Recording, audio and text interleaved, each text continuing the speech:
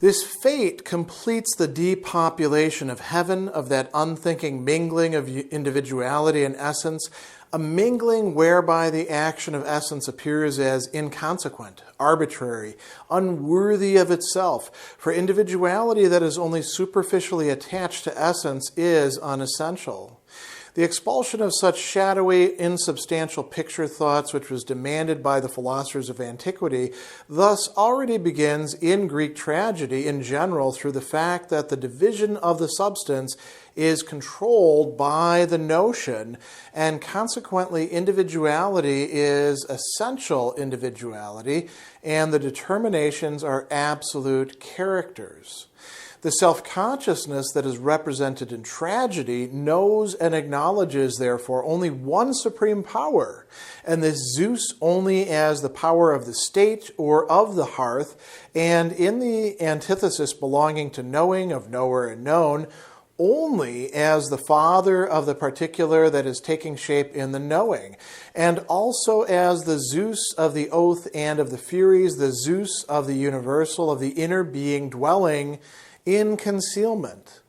The further moments issuing from the notion and dispersed throughout the pictorial representation, moments which the chorus allows to hold sway one after the other, are, on the other hand, not the pathos of the hero. They sink to the level of passions in the hero, to the level of contingent, insubstantial moments which, though praised by the impersonal chorus, are not capable of constituting the character of the heroes, nor of being expressed and honored as their essential nature. Paragraph 741 begins with this reference to fate, which was discussed in the previous paragraph, so we probably want to go back and just look at that for a moment. We have this unmoved unity of fate, peaceful existence, consequent inactivity, lack of vitality, and equal honor and consequent indifferent unreality, which he then talks about as being this unitary being of Zeus. And I pointed out in the last paragraph commentary that when we see Zeus here, don't think a character, don't think just the first among equals in the Greek pantheon. Think something like a universal principle. Think about the totality of the pantheon rather than just one God who happens to have gotten up on top and gets to tell the others what to do. So this fate, Schicksal, destiny, we could call it other things as well. There's a kind of sense of determinism here, but even more than that. To focus solely on determinism would be a bit misleading. What we see is something like a loss, an evacuation of the full meaning of things. And we saw that again in the previous paragraph. This is revealing to us what is going on in the development of tragedy. And here Hegel uses a very interesting word. He tells us that something is being completed. Another way of talking about that would be fulfilled, brought to its telos, full-ended, right? It's sort of like the Greek teleutauein, to be brought to its end. This is the end of tragedy. All this other stuff that we've been doing, in a way, is just leading us to that. So the word that he uses, that Miller translates as depopulation, is actually a richer word, Entvölkerung. Right? So you see that word folk in there that has come up a number of times in this entire section and actually at a number of places in the Phenomenology. A folk is a people. It is not the same thing necessarily as nation, which is sometimes just, the translation of the German cognate Nation, right? Or National. And a folk has a culture, a set of mythoi, stories, right? It has its own ways of articulating itself. It is different than other Völker, right? although it's not completely different from them, sometimes it exists in relations of borrowing, as happened throughout the Greco-Roman world, where they took other people's gods and brought them into the pantheon. The Romans and Greeks drew upon each other quite a bit, and there's all sorts of others involved in the story as well. I don't want to get bogged down in historical details here. So what is an Entvölkerung? Depopulation. Okay, well, that's one way to carry out a Entvölkerung, to just get rid of everybody, all the people that are there. But is it really a folk up in heaven, a people? Isn't it more like, the gods themselves who are kind of on top of the pile, we might say? The top of the food chain, dialectically speaking? Well, yes. So what are we talking about here? I mean, we could use it just in the trivial sense. It just means evacuation, make everybody get out of heaven so that there's just room for one main thing, this fate or Zeus or however we're going to think about it, a single principle. But it could also mean a reduction of the connection between the human beings, the folk, the Völker, right? The peoples who are engaging in tragedy to better understand their own gods. This brings us back to the topic of religion. And so a depopulation of heaven would mean a disconnect between these, whatever we're going to call them. We soon have a name for them, actually a category for them in Hegel's own workings. We're looking at the beginning of secularity, of a lessening of devotion, of all these things that we've been talking about before. What is going on in heaven?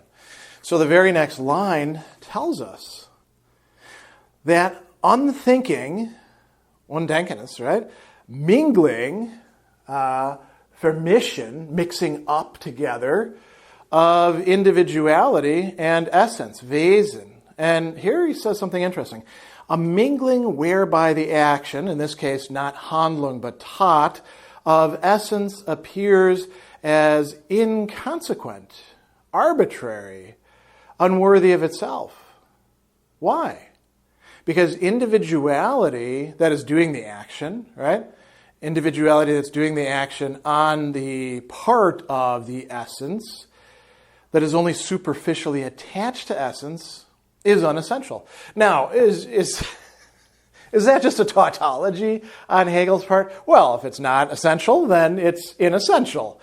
Yes, you could read it that way, but you could also read it as individuality has been, you could say, impersonating, taking on the position of the essence, the essential. And so as a stand-in, if it's not really connected with that, and what is the essence here? Well, we're going to get to that. It's not just an individual thing. And like he says, inconsequent, arbitrary, unworthy of itself. What the individuals are doing in the drama is, in a certain sense, lacking.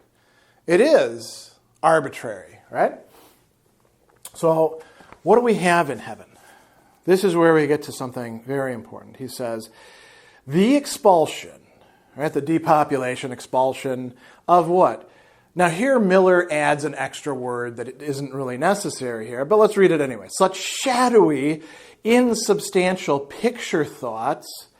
So what are these? Wesenlosen, insubstantial. And you want to call them shadowy, that's fine, I think. It's a little bit of a extra thing there that's not in the German text, but yeah, that's all right. Vorstellungen, picture thoughts, representations, right? And we're going to see that there's going to be a contrast drawn already, the contrast that runs throughout all of Hegel's works between the Vorstellung and the Begriff, the concept, the notion, different modes, not only of knowing something, but of presenting something to us, to the people at that stage, that shape of consciousness that we're talking about, ancient Greece and its tragedies, or we could be extending this perhaps to other cultures as well.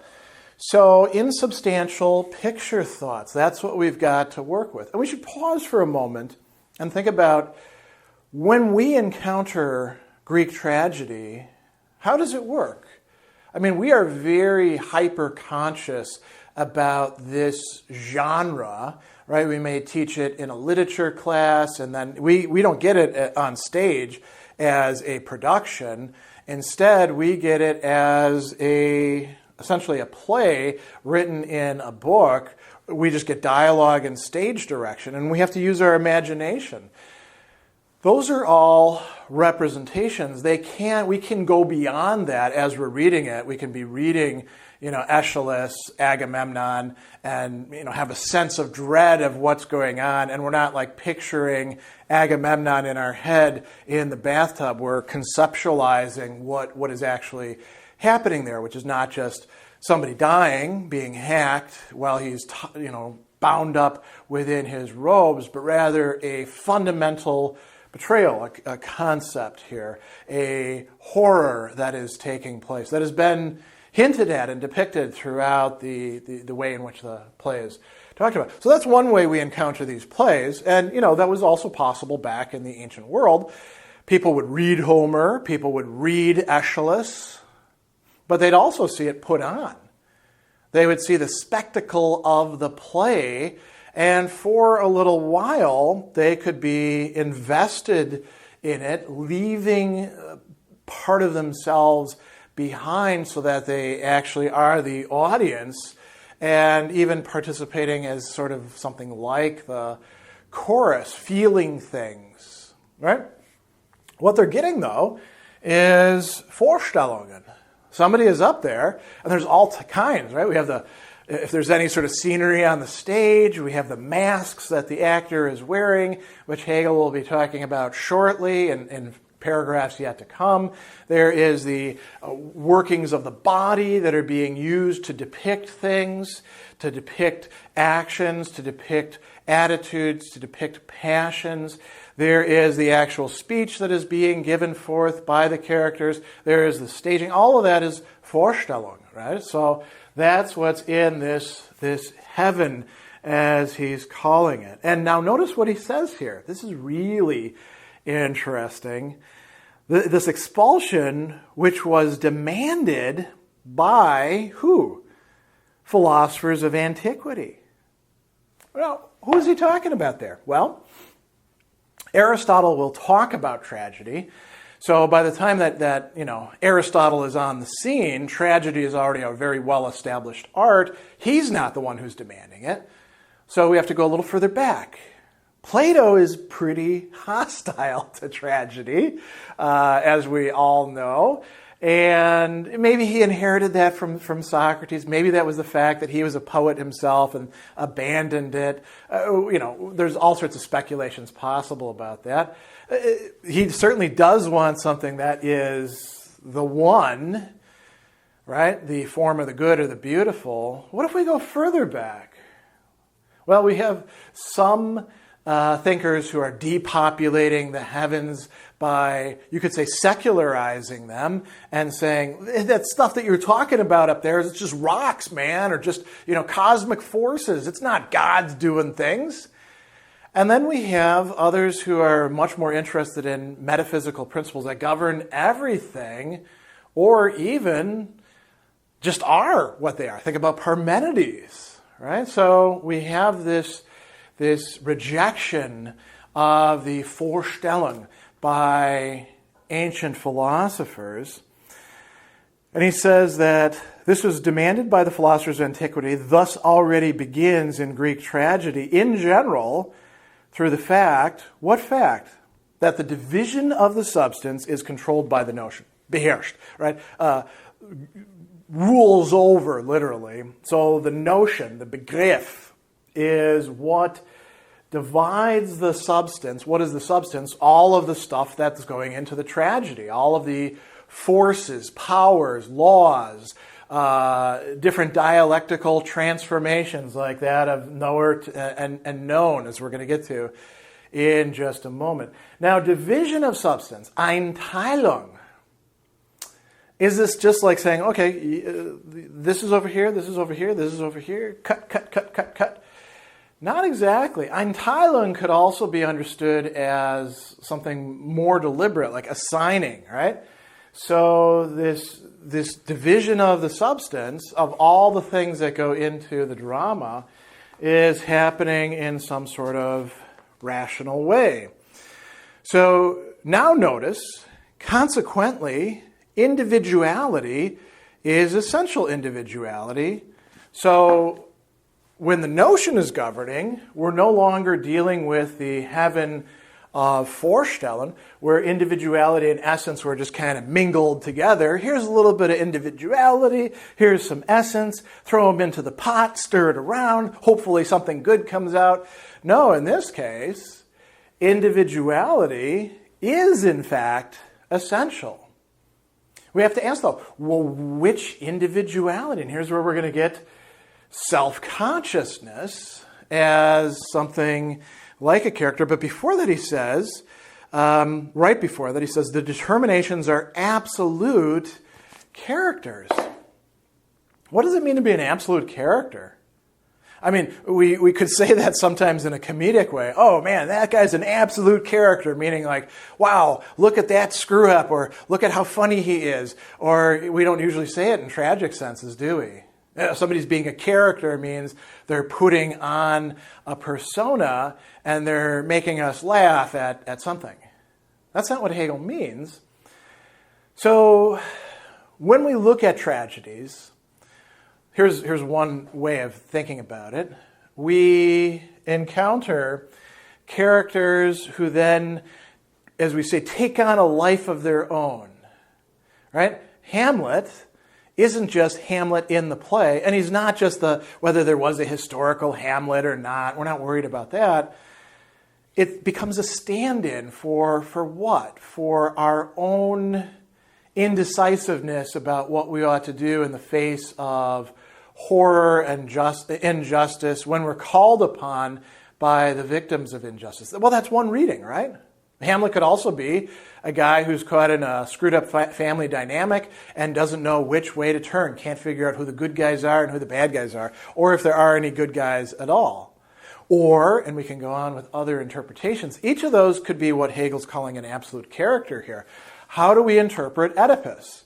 How do we interpret Creon? How do we interpret Antigone? How do we interpret any of these people? How do we interpret Ajax in the Ajax, right?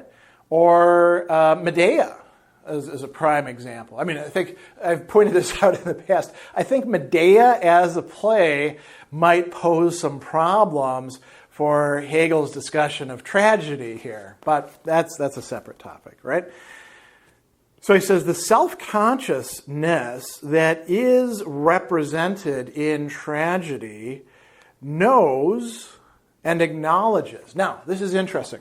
We've been talking about knowledge a lot, and that's usually been framed in terms of Wissen, right?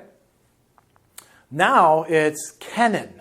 Kennen und Anerkennen. Kennen is knowing as well, but it's knowing we often say when we're teaching people about German, as opposed to Wissen, ich weiß, ich kenn. These are different modes of knowing, different ways of knowing, Getting to know somebody is kennen, right? You get to know them over time. And then you can recognize them through that, anerkennen. By the way, Anerkennung is something that is driving the entire dialectic of the entire phenomenology, arguably. I would argue that, to say that it's one of the most important concepts that emerges, first in self-consciousness, and we're always trying to make sense of it. So the individual, the self-consciousness, knows and acknowledges, but they know and acknowledge as represented, not as the notion, the Begriff. And what do they know? Only one supreme power.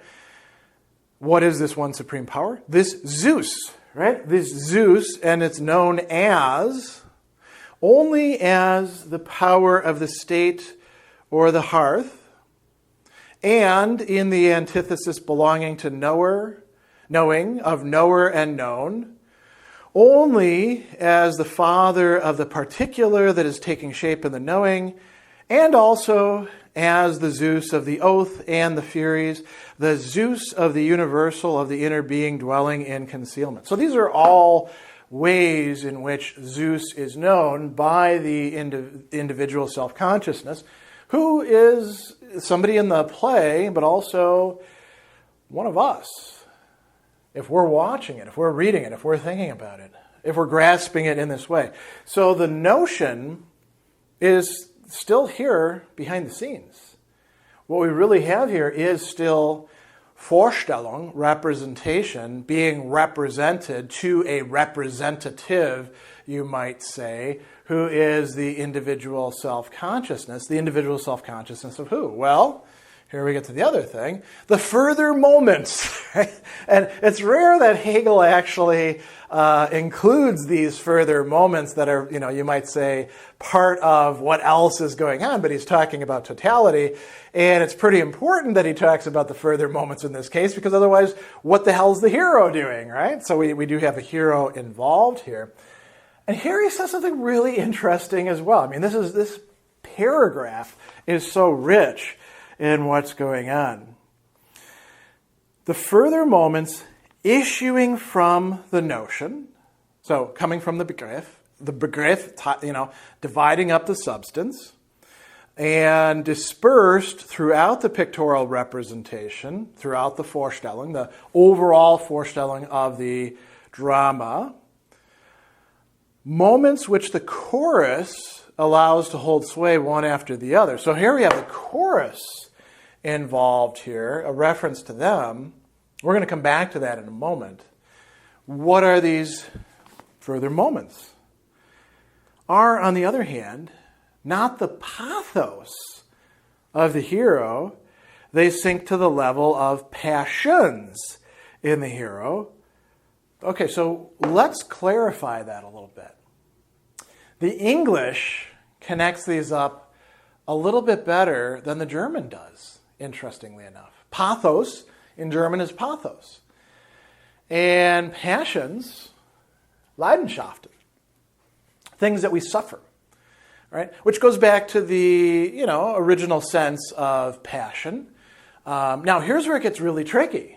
In ancient Greek, we have pathos, and pathos means what? It just means passion or emotion.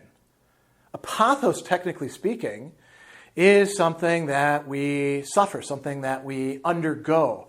And so prime examples of the pathe given by Aristotle, particularly in the rhetoric, are anger, its opposite, calmness, prautes, right? Not understood as the virtue of that. Fear and confidence, hatred and love, and we can go on and on down the line. Aristotle covers quite a few of those in the rhetoric. That's not the comprehensive list of the passions, because he also talks about pothos, grief, in other places like, Nicomachean Ethics, Book 9, and Eudemian Ethics as well, right? Joy is one of the emotions. These are things that we feel, right? So then, going back to this, maybe we don't have a nice distinction that would be reflected in the German, in the ancient Greek. Well, we can talk about other emotion words, pathemata, or things like that, but this is not really what Hegel is referencing. The idea of pathos here is an emotional state and an experience that is, in some respect, universal. So when we're watching Oedipus Rex and we come to the moment of horror, you are the one who has killed your father and who has not only had sex with your mother, but generated 4 children with her who are your children and also your brothers and sisters. And Oedipus is struck by this.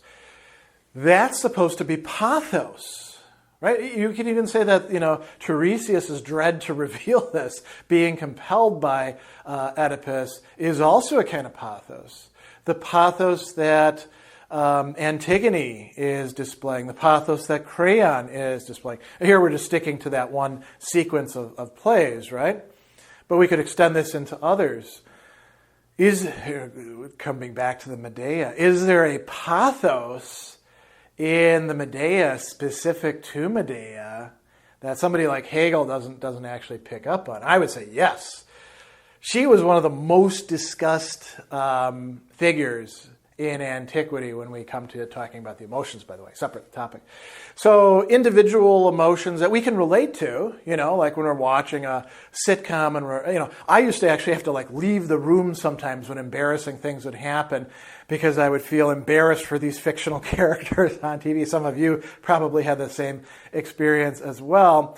Sometimes I would actually flip past pages in a book where something like that was happening too because I didn't want to feel their shame and embarrassment. But it's not necessarily pathos. So in the further moments, if we don't have a hero who has pathos, then it descends merely to passions, to emotions. And what's the problem with that?